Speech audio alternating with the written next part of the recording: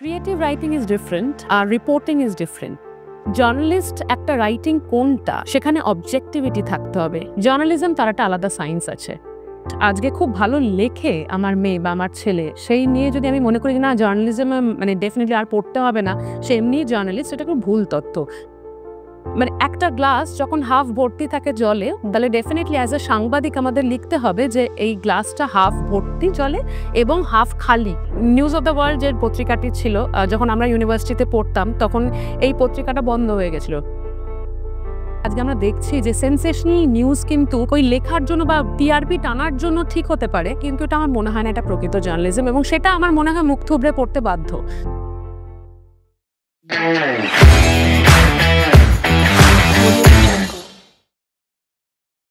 গণতন্ত্রে গণমাধ্যমকে বলা হয় চতুর্থ স্তম্ভ। প্রায় 1780 সালে, আমি যদি খুব ভুল না হই, বেঙ্গল গেজেট পত্রিকার মাধ্যমে শুরু হয়েছিল ভারতে প্রথম সাংবাদিকতা। আমরা এমন একটা বিষয় নিয়ে আজ স্টুডিওতে আলোচনা করব, একেবারেই ঠিক ধরেছেন, সেটা হচ্ছে জার্নালিজম এবং মাস কমিউনিকেশন। এই মুহূর্তে আমাদের সাথে রয়েছেন জার্নালিজম অ্যান্ড মাস কমিউনিকেশনের ডিরেক্টর এবং এইচওডি ডক্টর প্রমিতি রয়। নমস্কার আপনাকে আমাদের স্টুডিওতে।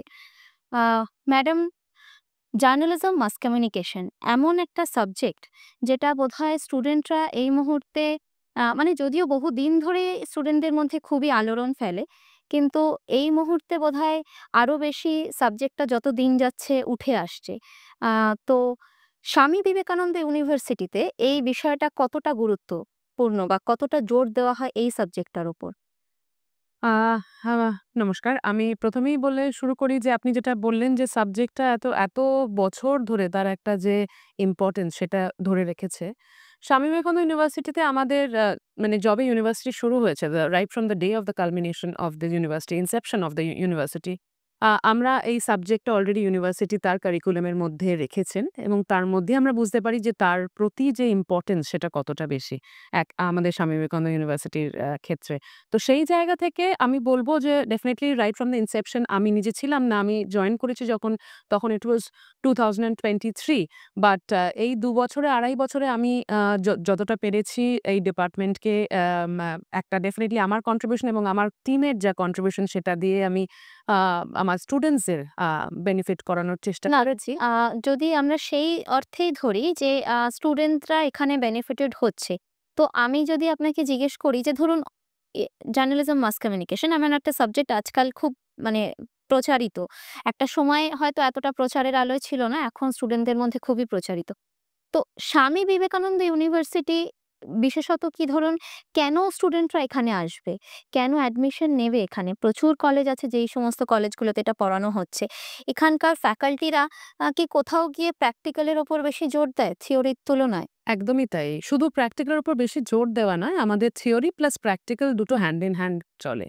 আমাদের থিওরি আমরা মনে করি, কারণ ডেফিনিটলি থিওরির থ্রু দিয়ে একাডেমিক্সে আসাটাও যতটা ইম্পর্টেন্ট, শুধু একাডেমিক্স কেন, বিভিন্ন আরো প্রফেশনে তারা যেতে পারেন। বাট আমার মনে করি থিওরিটাও যতটা ইম্পর্টেন্ট, প্র্যাকটিক্যালটা ততটা বেশি ইম্পর্টেন্ট, এবং সেই জায়গা থেকে আমরা ইন্ডাস্ট্রি ভিজিট থেকে শুরু করে ফিল্ড ট্রিপস থেকে শুরু করে আমরা বিভিন্ন ইন্ডাস্ট্রি এক্সপোজার যেটুকুনি দেওয়া যায় বাচ্চাদের সেটুকুনি দেওয়ার একদম পরিপূর্ণ চেষ্টা করি। গতকাল আমাদের স্টুডেন্টরা, ইনফ্যাক্ট আপনাকে বলি যে আমাদের অলরেডি ইন্ডাস্ট্রি এক্সপোজারের একটা পার্ট হিসাবে TV9 স্টুডিওজের টিভি নেটওয়ার্ক 9 নেটওয়ার্কের আচ্ছা, স্টুডিওতে গেছিলেন, এবং মোর দেন 35 স্টুডেন্টস, তারা আমাদের ফ্যাকাল্টি মেম্বার্সরা তাদের সাথে গেছিলেন to get in hands on, মানে যাতে একেবারে চোখের সামনে এক্সপেরিয়েন্সটা একদমই। তো মানে কি সাবজেক্ট এখানে জার্নালিজম মাস কমিউনিকেশন একটা মানে একটা ওভারঅল সাবজেক্ট। তো তার মধ্যে কি এরকম কিছু থাকে যে কোনো পার্ট বা মানে স্টুডেন্টদের ক্ষেত্রে সেটা যদি একটু একদমই তাই। আমরা জার্নালিজমের ক্ষেত্রে জানি জার্নালিজম সাংবাদিকতা, তার মধ্যে print journalism, electronic journalism, radio journalism, web journalism, যেটা এখন এখন খুব ইম্পর্টেন্ট, ইম্পর্টেন্ট। সেগুলো তো পড়ানো হচ্ছে। তার সাথে সাথে যেটা আমরা এখন ডেফিনিটলি মাস কমিউনিকেশন যে অ্যাসপেক্টটা, সেটাও আমরা খুব এখন প্রাধান্য দিই। সেখানে মাস কমিউনিকেশনে কি জিনিস থাকে, সেটা পাবলিক রিলেশনস থেকে শুরু করে, অ্যাডভার্টাইজিং থেকে শুরু করে, ক্রিয়েটিভ রাইটিং, কন্টেন্ট রাইটিং থেকে শুরু করে এই বিভিন্ন জিনিস, এই বিভিন্ন কোর্সেসের ওপরও আমরা ইকুয়াল ইম্পর্টেন্স দিই, এবং সেটা পড়ানোও হয়, আমাদের কোর্স কারিকুলাম স্ট্রাকচারেও আছে। ক্যারিয়ারের জন্য কতটা মনে হয় যে মাস কমিউনিকেশন কমিউনিকেশন জার্নালিজম মানে একজন স্টুডেন্টের ক্ষেত্রে হুম, হুম। আফটার তার একাডেমিক ক্যারিয়ার সেটা কতটা বেশি এখন এই মুহূর্তে মনে হয় যে খুব ভালো একটা ক্যারিয়ার হতে পারে journalism and mass communication?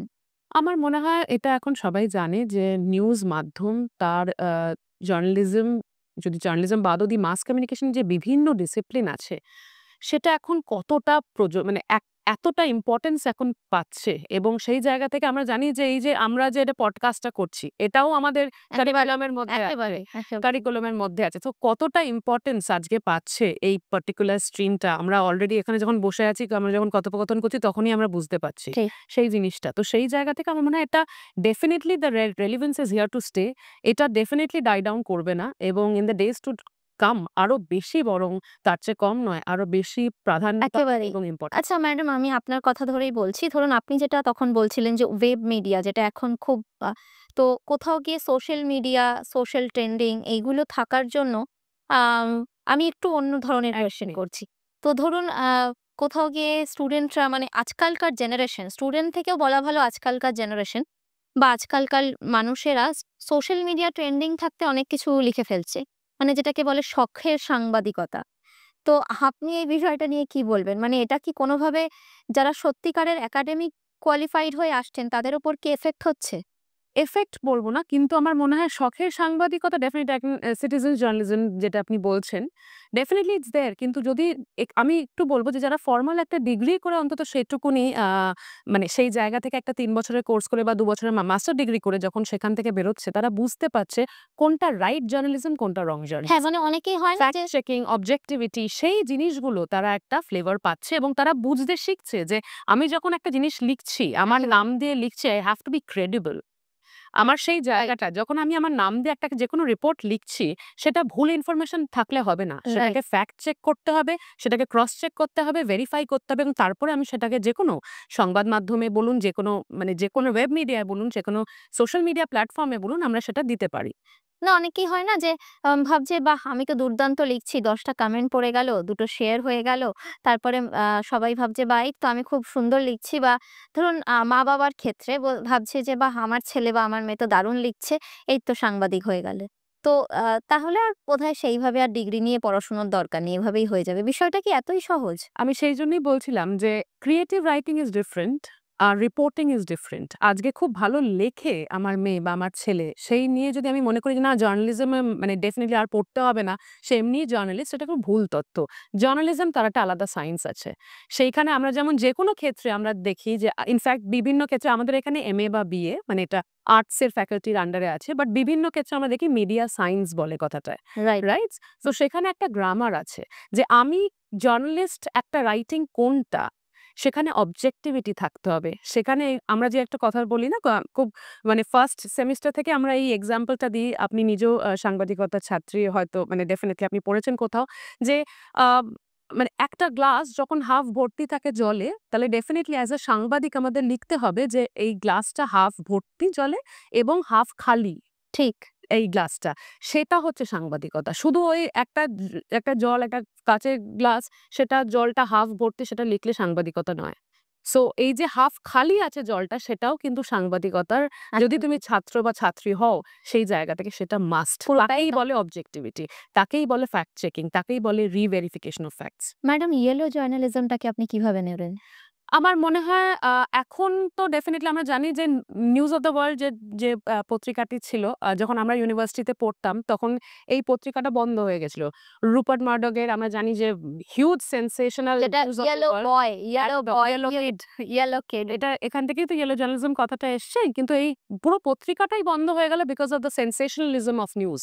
Right. Right? তো সেই জায়গা থেকে আজকে আমরা দেখছি যে সেনসেশনাল নিউজ কিন্তু ওই লেখার জন্য বা টিআরপি টানার জন্য ঠিক হতে পারে। কিন্তু at the end of the day একটা যেকোনো পত্রিকার ক্রেডিবিলিটি থাকে না না। কিন্তু লাইমলাইটটা খুব সহজেই পাওয়ার জন্য কি ইয়েলো জার্নালিজমের দিকে আজকালকার প্রজন্ম একটু বেশি ঝুঁকছে? এটা যদি ঝুঁকেও থাকে সেটা কিন্তু প্রকৃত জার্নালিজম নয়। মানে সেটা তাদেরও বুঝতে হবে যে এটার জন্য যে আমি বললাম আপনাকে টিআরপি টানার জন্য বা যেটা আমরা ক্ষেত্রে বলি নিউজ পেপার সার্কুলেশন বাড়ানোর জন্য, এটা হয়তো খানিকটা হলেও কিছু আমরা দেখি এটা খুব দুর্ভাগ্যবশত খুব মানে দামি পোর্টাল গুলোও সেগুলো এরকম ধরনের ক্লিকবেট নিউজ যেগুলো আমরা বলি সেগুলো দেয়। Just in order to maintain the মানে সেনসেশনালিজম। তো সেই জায়গা থেকে কিন্তু এটা আমার মনে হয় না এটা প্রকৃত জার্নালিজম, এবং সেটা আমার মনে হয় মুখ থুবড়ে পড়তে বাধ্য। কারণ মানুষ কিন্তু ক্রস ভেরিফিকেশন এ এখন যাচ্ছে। একদমই তাই। তো সেই জায়গা তো থেকে আমার এই মনে এই হয় না এটা জায়গা থেকে আপনি স্পিরিচুয়াল। স্টুডেন্টদের কি বলবেন? মানে কি হতে পারে যে ইয়েলো জার্নালিজমটা কি এভয়েড করা উচিত? বা একদমই। আমার মনে হয় না এটা প্রকৃত জার্নালিজম। এটা তোমার কিছু ভিউজ দিতে পারে, এটা তোমার কিছু ক্লিকস দিতে পারে। বাট তুমি যদি একটা বড় জার্নালিস্ট কোনদিন হতে চাও, তোমাকে এই ধরনের সো কল্ড পাথ এর রিকোর্স নিলে হবে না। আচ্ছা, স্বামী বিবেকানন্দ ইউনিভার্সিটি প্লেসমেন্টের উপর কতটা গুরুত্ব দেয়? খুবই গুরুত্ব দেয়। আমি আপনাদের বলি যে স্টার থেকে শুরু করে, জি থেকে শুরু করে, রেডিও মির্চি থেকে শুরু করে, রেড এফএম থেকে শুরু করে সব জায়গা আমাদের বাচ্চারা প্লেসড, এবং ইন্টার্নশিপ তো চলছেই। বিভিন্ন মিডিয়া, এমন কোনো মিডিয়া হাউস আমরা মানে মানে সগর্বে বলতে পারি যে নেই যেখানে আমাদের বাচ্চারা অলরেডি করেনি বা করছে না।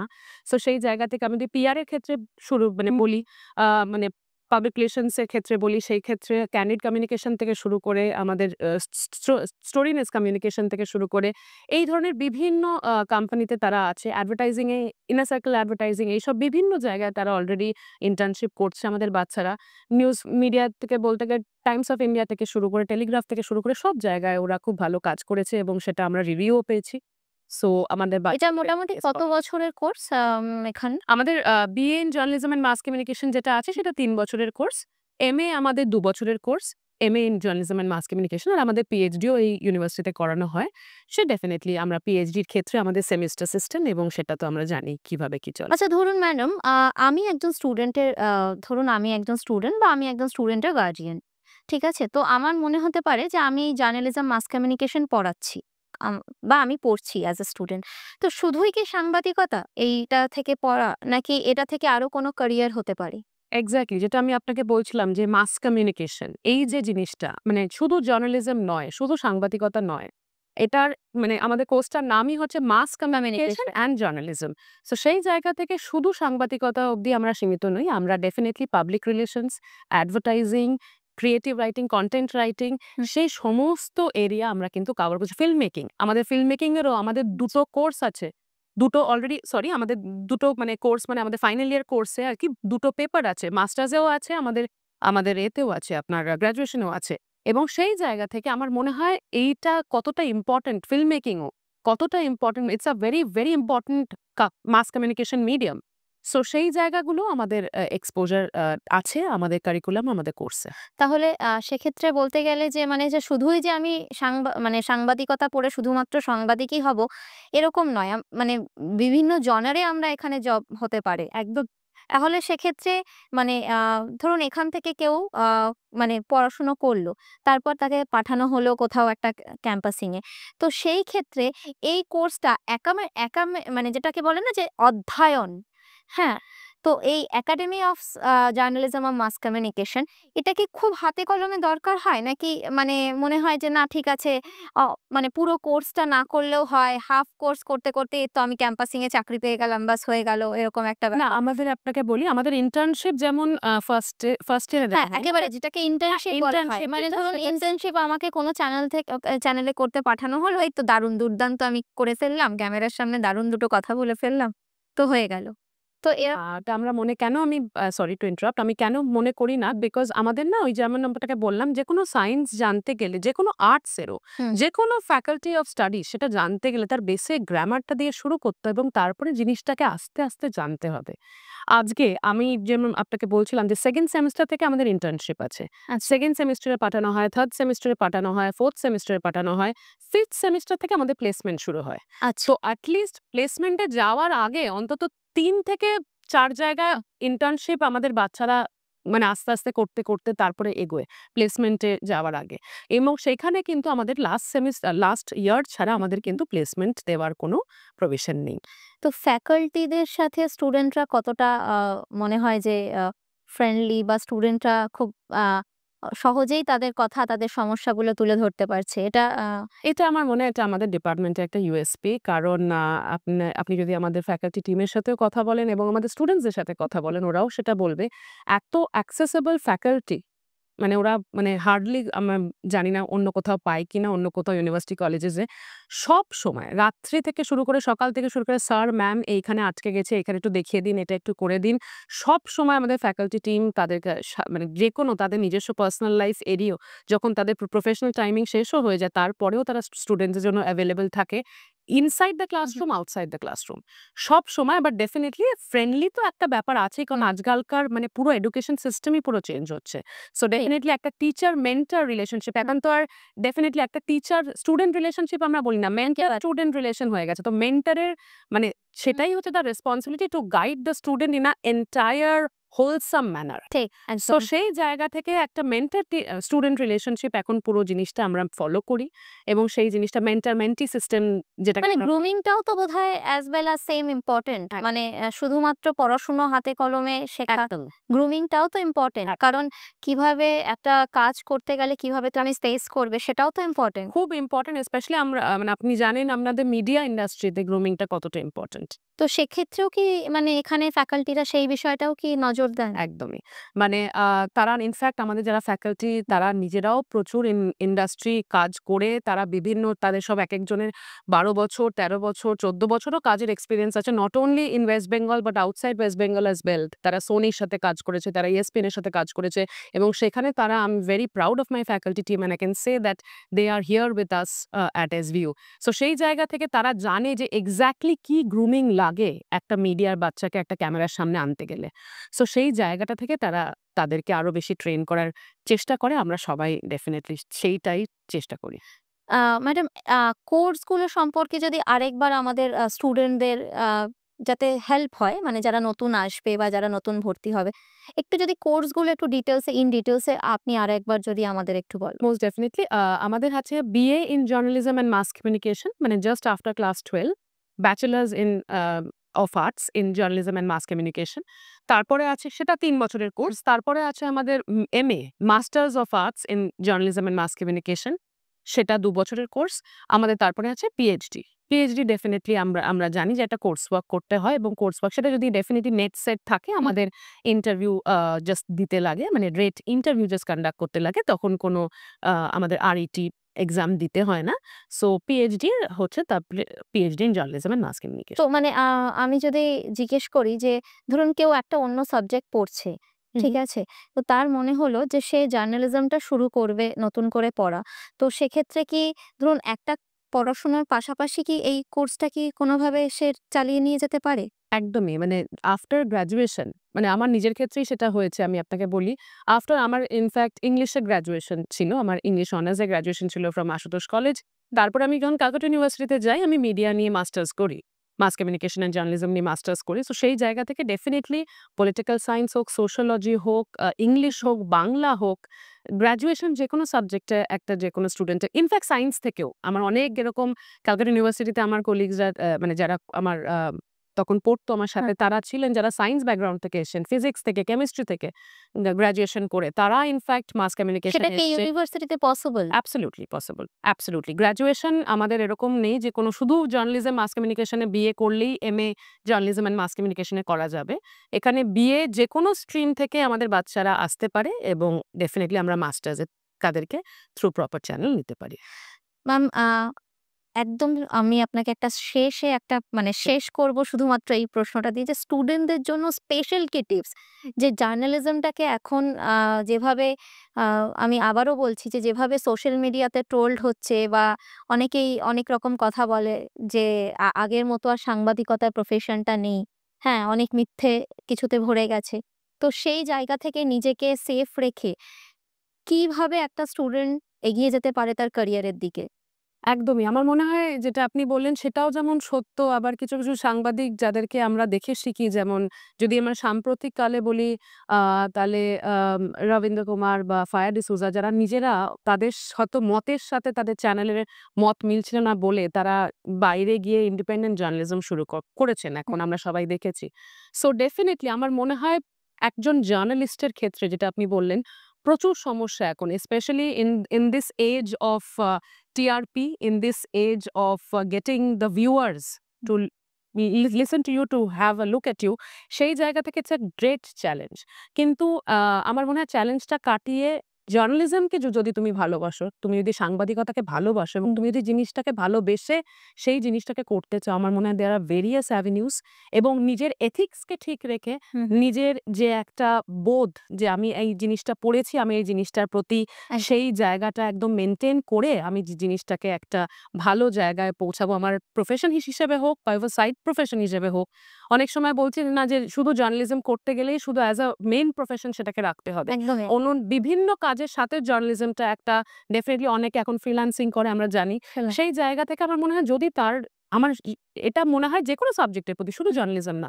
যদি ভালোবাসাটা থাকে সেটা সে ট্রুলি সে করবে এবং এবং যদি মনে এগিয়ে যাওয়ার সাহস থাকে, কারণ জার্নালিজম মানে এটা করতে প্রচুর গিয়ে তো সাহস অনেক বাধা বিঘ্ন প্রচুর আসে। সমস্যার সম্মুখীন। ডেফিনিটলি যদি মনে সাহস থাকে, ইচ্ছে থাকে এবং ভালো জার্নালিস্ট হবার এবং ডেফিনিটলি যদি নিজের মনে হয় যে কারণ আমরা বলি তো যে journalism is a voice for the voiceless. So একদমই। সেই জায়গা থেকে যদি সেই এথিক্সটা তোমার মধ্যে থাকে যে তুমি সেই মানুষগুলোর জন্য সেই কথাগুলো বলবে যে মানুষগুলোর কথা কেউ শুনতে পায় না, তাহলে আমার মনে হয় সেটা ডেফিনিটলি একটা one of the most noble causes. আর আমরা জানি যে এটা একটা ফোর্থ পিলার অফ ডেমোক্রেসি যেটা আপনি বললেন এবং ইন্টারভিউটা শুরু করলেন। সো এটা একটা ডেফিনিটলি এটা আমার মনে হয় যে it is here to stay and journalism আমরা জানি যে আমার মনে হয় যতদিন আমরা বাঁচবো ততদিন এটার ইম্পর্টেন্স কমবে না, বাড়বে। Swami Vivekananda university journalism and mass কমিউনিকেশনের জন্য এতটাই আ বিষয়গুলো ছোট্ট বিষয়ে নজর দেওয়া হয় যে যেটা মনে হয় ফ্যাকাল্টিজ থেকে শুরু করে স্টুডেন্ট সবার জন্য ভীষণ উপযোগী একটা কোর্স। তো এই কোর্সটা মোটামুটি আমরা তো জানি যে এতগুলো সেমেস্টারে ধরুন আপনি বললেন। তো আ এইখানে যেটা আপনি আগেও বললেন যে ক্যাম্পাসিং দিয়েও আমরা দেখি। তো এখানে ধরুন হাতে কলমে শেখানোর যে ব্যাপারটা, সেটাও আমরা শুনেছি। তো কোর্স এবং কোর্সের বাইরে গিয়ে একদম আমি যেটা বললাম যে স্পেশালি যারা নতুন ভর্তি হবে তাদের জন্য দুটো কথা শুধু আপনার থেকে শুনবো। আচ্ছা। আ শুধু বলব এগিয়ে এসো। যদি ভালো লাগে আ জার্নালিজম, যদি ভালো লাগে সাংবাদিকতা, যদি মাস কমিউনিকেশন ভালো লাগে, যদি পাবলিক রিলেশন ভালো লাগে, অ্যাডভার্টাইজিং ভালো লাগে, এইসব ক্রিয়েটিভ অ্যাসপেক্টস গুলো যদি তোমাদের ভালো লেগে থাকে তাহলে ডেফিনিটলি এগিয়ে এসো। স্বামী বিবেকানন্দ ইউনিভার্সিটি তোমাদেরকে সেই পেডেস্টালটা দেবে, তোমাদের সেই প্ল্যাটফর্মটা দেবে যেখানে তোমাদের নিজস্ব যে ড্রিম তোমরা যে স্বপ্ন নিয়ে আসছো সেগুলোকে নিশ্চয়ই তোমরা আ ডেফিনিটলি রিয়ালাইজ করতে পারবে। Thank you so much madam. আমরা এতক্ষণ কথা বলে নিলাম এবং আবারও বলছি, যারা সত্যিকারে সাংবাদিকতাটাকে নির্ভীকভাবে প্রফেশন হিসেবে নিতে চাও, তাদের জন্য কিন্তু স্বামী Vivekananda university is the best option. আমরা এখানেই শেষ করব আমাদের পডকাস্ট। আমি স্বর্ণালী, ধন্যবাদ।